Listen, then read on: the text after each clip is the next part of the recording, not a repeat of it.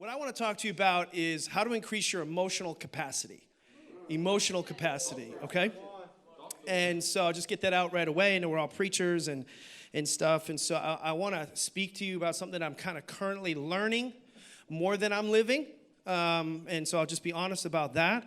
And I just think that for pastors and ministry leaders, unhealthy emotions, in my experience, in my observation, have been one of the top killers of literally churches and leaders. Unhealthy emotions. I got to witness, not witness, but I got to be close to somebody who took his own life in ministry. And even just a couple of weeks ago, another guy that he was a worship leader when I was in school, and a pastor of a really successful church, and he just took his life. And I know I'm kind of going to the dark side really quick, but this is relevant. Emotional capacity. Let me define it for you real quickly, okay? Emotional capacity is our ability to handle things like adversity, failure, criticism, change, pressure in a positive way. Emotional capacity is our ability to be able to handle adversity, failure, criticism, change. We had a lot of change in 2020, and pressure in a positive way. And this year has delivered that, has it not? Yeah. Lots of pressure, lots of challenges, lots of failure. It's been crazy. My mom always told me I would never accomplish anything by lying in bed all day, but look at me now. I'm changing the world. You know what I'm saying? Because everybody's just staying in bed all day, and nobody wanted to get up, So the truth is, crisis is an incredible exaggerator. And so we find out, like Pastor Jonathan said, we find out who we are, and we also find out where we are in this journey from these experiences. And so because 2020 was so nuts with all the things mentioned, racial tensions, COVID fear, economy, elections, what do they call it now? The election virus or election infection and all that kind of stuff. Everybody's got all these lines now for this stuff. But in a nutshell, everything that is bad is up. Everything is bad is up. Divorce is up, suicide is up, depression is up, sickness seemingly is up. All these spikes way beyond COVID. That's why, by the way, can we all just admit that the church is essential? And until they put locks and keys on the hospitals, I'm not closing my church again. I don't know about you guys. I don't know. I'm just saying that. I am so convinced over the last 7 months that the church is essential. It's not even funny. I can't do it. I can't do it again. Anyway, as a result of these kind of things, you are concerned about emotional capacity because we're experiencing more stress and strain than we used to. And I wish I had a whiteboard right now, but it'd take too long to get it. But just put this in the side because we can talk about this maybe in our table talk. But 4, I would call them COVID bombs to your church. Okay? I think they were there before, but they're magnified now. So some of the reason people aren't coming to your church is, number 1, apathy. Number 2, bad habits. Number 3, COVID. And number 4, social issues. Okay? All of those are reasons people are checked out. People have been swallowed up by COVID, not just pastors in terms of emotion. I'm just talking, people have been swallowed up. And so I consider myself an emotionally stable person, but I was blindsided in 2020 and a bunch of different things. And so are you. I guarantee all of you guys had some stories, leader changes and, family issues and, maybe ministry, finances hurting, business is hurting, I don't know, all kinds of stuff, and what happens is like the disciples when they were in the boat, they're like, we all think, Jesus, we're going to drown. And we all have that, we think the worst during times of crisis. And so we need a better emotional response to these difficult times that come because we're going to have to run with horses because things are going to get worse because we're in the age of sorrows and it's about to get into crazy, right? And so how do we build strong emotions? I've said for years that I might be a physical adult, but I'm an emotional infant. And that's not a good testimony. We have to be able to grow emotionally as leaders. And so a metaphor that I just like to highlight quickly is the metaphor of a house. The metaphor of a house. And how a house is constructed, I think, is similar to how a life should be constructed. And a human being, in a sense, is built the same way as, or a healthy human being, a healthy human emotions is built the same way as a house. In Matthew 7, I think it reveals how we should build our life in a way that will last. You know this verse. It says, Matthew 7:24 and 25.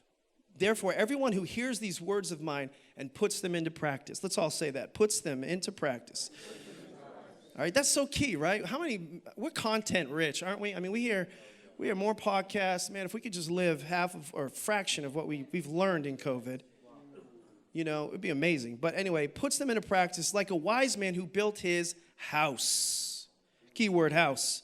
House on the rock. So COVID came, social issues came, economy issues came, the streams, the rains, the winds, all blew against the house, but it did not fall because it had a foundation. It had a foundation on the rock. So when we build a house, there's a foundation. Number one, there's kind of three components in a house. There's a foundation, there's a structure, and you could say whatever you want for this one, the decorations. There's a foundation, there's a structure, and then there's the decorations, the beautifications of the home. And so I want to give you those three things and kind of break those down a little bit. Is everybody with me? Okay, and this is stuff, honestly, I think you should do with your staff. Just steal this, rip this, I'll send it in the mail to you, whatever. But the foundation of a healthy life is our relationships and our connectedness. So a lot of times we say relationships, but I'd like to add connectedness. The foundation of every human being is relational connectedness. You're only as strong as your relational connectedness. I like to say your relationships are your emotional safety net. You need to build an emotional safety net, and it is directly and proportionate to your relational connectedness, And we used to have this phrase in counseling: if you want to have a place where you can say anything, so you can find everything. In other words, you can't find the solutions to all the crazy if you don't have a place where you can say anything, where there's just that emotional safety net there. Is everybody with me right now? So from the beginning of the pandemic till now, I have hated the social distancing aspect of it, to be honest with you. We've all had to manage the tension. We've all had to navigate that. Because everything inside of me and everything I see in the Word, and you see it too, says, it's so important for things to grow, for things to be healthy.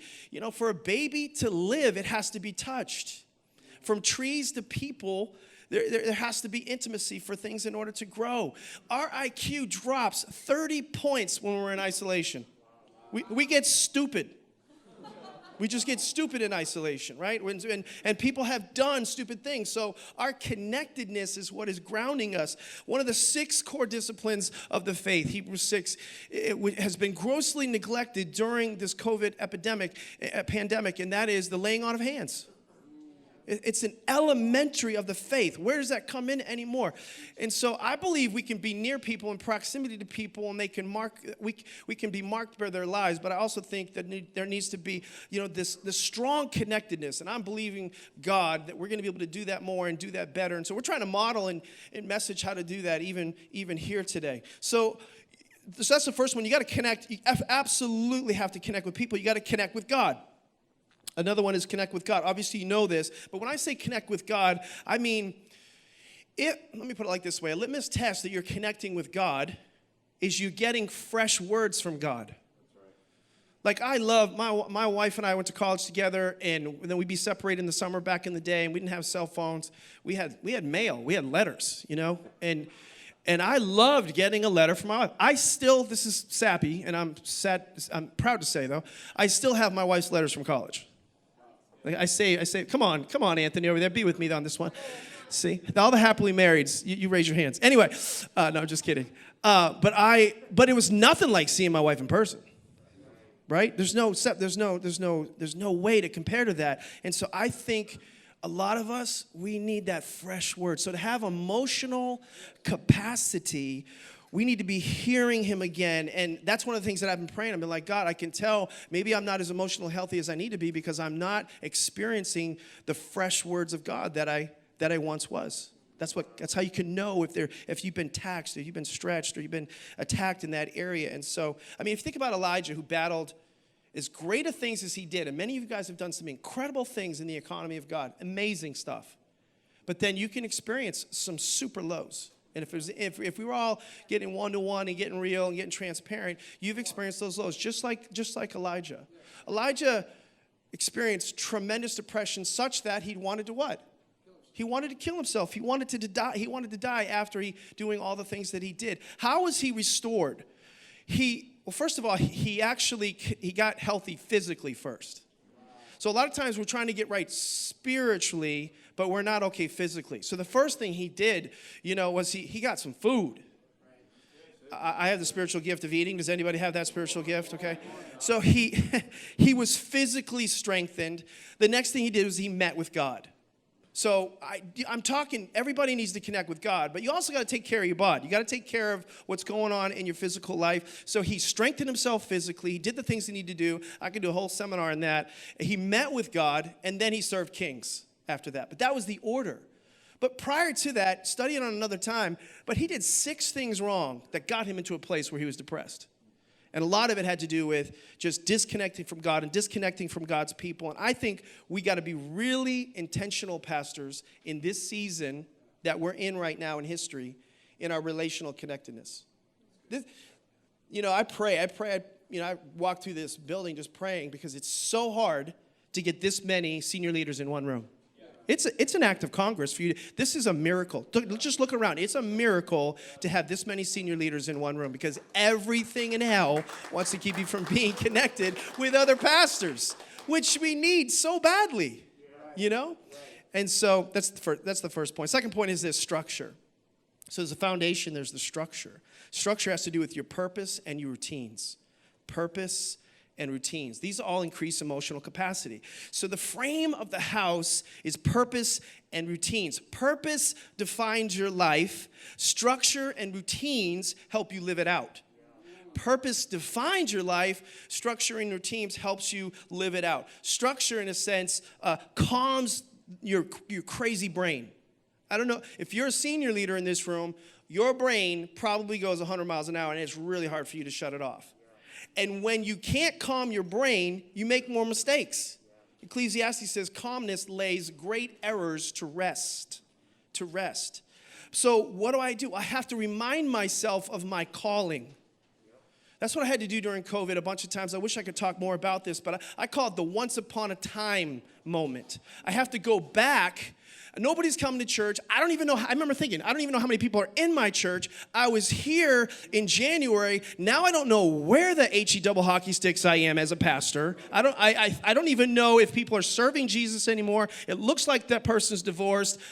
I don't even know, what's going on. I was freaked. Everybody had those moments, right? I had to go back to my once upon a time moment and stop trying to restart something. And God's telling me to rebuild it. Whatever you did before, you can do it again. Remember what that was that you did before? That you were happy to do before? You were happy if there were 15 people in a small group you could speak to. Now you're upset because you don't have 1,000 people in your church. You're all bent out of shape about it. You need to have a once upon a time moment. Go back and remind yourself of your calling. This isn't a job. This is a mission I'm on. I'm a crusader of something that matters. And so my vision sustains me. The why sustains me, and the what comes after that. Proverbs 29:18, you know it. No vision, the people perish. I love this verse, though. Psalm 126, 1 and following. It says this. It says, when the Lord restored the fortunes of Zion, we were like those who dreamed. Our mouths were filled with laughter, our tongues with songs of joy. So I looked up this word dreamed in the Hebrew, and it means to be healthy. This word dream means to be healthy. It means to be strong. It means to restore your health again. Every time I dream again, I feel better again. So this is connected to purpose, everybody. I'm not talking about routines yet. So you need to start dreaming again. You always start to feel better. Your prayer life is better. You're happier. You're enjoying the COVID has opened my eyes to creation. I know my neighborhood better than any other time in the history. We've lived in our neighborhood how long, baby? 18 years? 17 years. I didn't know my neighbors. I didn't know that pond was around the corner there. I didn't know those trees turned and looked like that. And I'm seeing everything differently. I'm happier. I'm enjoying life because I began to dream again. I began to have conversations with people in my relational connectedness that dream with me and say, we could do it this way, and this is where we could go with this. And I know we used to do it this way, but now we can do it this way. I know God gave you a word. The word was multiplied. It looked like we couldn't multiply, but we can multiply in the middle of this because God gave a strategy because I was dreaming again. I was dreaming again. We can't base it off circumstances. When you do, you feel pain, you feel regret, you feel shame. So here's the second part of that. Is the routine. And I would say it like this, and I'm big on this, and some of you guys who know me, this is part of my structure part of me, but I call it the morning routine, okay? Because all that ends well begins well, okay? All's well that begins well is a better way to say it. And a lot of us, the most successful people on the planet are morning people. I'm sorry to tell you guys that, but so it's just a fact. I'm not that sorry about it. If you know me, I'm not that sorry. But more, you get up. You got to get up again. You got to get your routines back. I don't know what that means, but you know how out of routine we got as soon as COVID hit. We're not shaving anymore. We're doing Zoom calls with our skivvies on and a shirt and all that stuff. That was funny for a little while, but after a while, it's like, come on, guys, we got to put some clothes on. We got to get dressed. We got to get back out and face the day. We might need to work out. We might need to do some things to get healthy again. Start making some appointments and getting after it. So your routines are absolutely huge. I'd love to talk about that. We'll put that in the table talk. Number 3. The thing that increases emotional capacity is the decorations or the beautifications of the home or your life. And this is built on trust and self-control. Trust and self-control. So finally, when you're building something that you want to last, you get to make it beautiful. You get to decorate it. And the most beautiful lives are the lives that are trusting God. The most beautiful lives are the lives that are trusting God. Those who are trying to control what they can't control, they're not doing well. Those who only try to control what they can control, they're doing better. We must understand the difference between a fact of life and a problem. And separate those two things. A fact of life is something that you cannot control. A problem is something that you can fix. You can, in fact, fix. And as we differentiate between those, by the way, some things are problems that we're not addressing, and they become chronic or they become patterns. And so if you see that problem over and over again, that's telling you something that you're ignoring. But we need to learn how to trust. Trust is giving up control of what I can't control. Stop. When I drive, my wife will tell you this, I squeeze the wheel so tightly. I squeeze her hand so tightly sometimes she gets mad at me. And it's from years of deadlifting, and so I pick things up and put things down, and so I get white-knuckled with the steering wheel. And so, but it's also, my personality is a little bit that way. It's just, I'm white-knuckling everything. I'm grabbing onto it too tightly. But to have a healthy emotional capacity, to see that increase, to be healthy personally, I've got to give up control of the things I can't control. Dr. Henry Cloud says, if you're anxious about something, worried about something, you're trying to control things or whatever, he says, get in a room, get a piece of paper and a pen, write all the things down, that take 10 minutes and just write stuff down or worry out loud about those things. Just take 10 minutes. Just start complaining and whining. The other day I was doing that with my wife, and she's like, what are you doing? I'm just taking 10 minutes to just basically, get all complaining and go crazy on these people. But at 10 minutes, you stop. You got to get over. Get it over with. Be done with it. For me, sometimes I hit a bucket of balls, and I put people's faces on the balls. And I hit them for about 20, 30 minutes, and I name them as they fly into the air, and it's just something good. And then I just release the things that I can't control. Come on, somebody. And then I'm over it. My wife hits a baseball. She's got one of those wrap around, what do you call that thing? It's crazy. It's a baseball that wraps around a basketball hoop. This is my wife, for real. She does this. She bought this, and she's frustrated. She goes out, and I look out the window. I've got it on film. She's whacking this thing, and it's going back around, and she's whacking it again. She does it for like 10 minutes. She comes back. She's like, hey, honey, and she's feeling great again. So I don't know if this is helping anybody, but it's helping me right now. I'll conclude with this little thought. There's emotions and motions. Emotions You can't always control, but motions you can, and your motions will affect your emotions, right? So I was reading the Serenity Prayer again. I just thought I'd read this for you guys. But the happiest, the most secure people trust what they cannot control. They let it go. And if you can't take something away from someone, you can't harm them.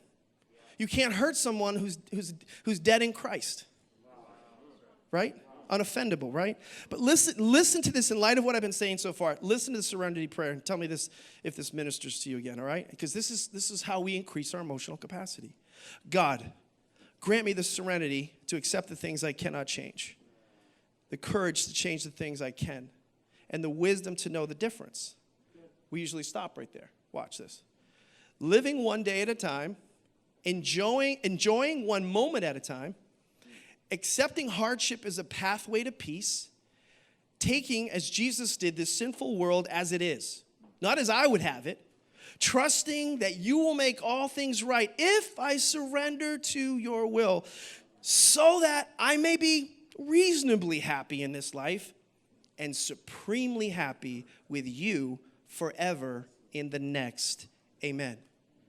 That ministered to me. And so I've been saying the Serenity Prayer because in order for me to be emotionally healthy and to have my capacity increase, I've got to have increased connectedness. I've got to have that foundation strong. I've got to have that structure right. And I've got to, in order to beautify this part of myself, I've got to learn how to differentiate, between the things I can control and the things I can't. I'll close with this thought, and I want to give you a couple questions. We're not supposed to be comfortable in this life.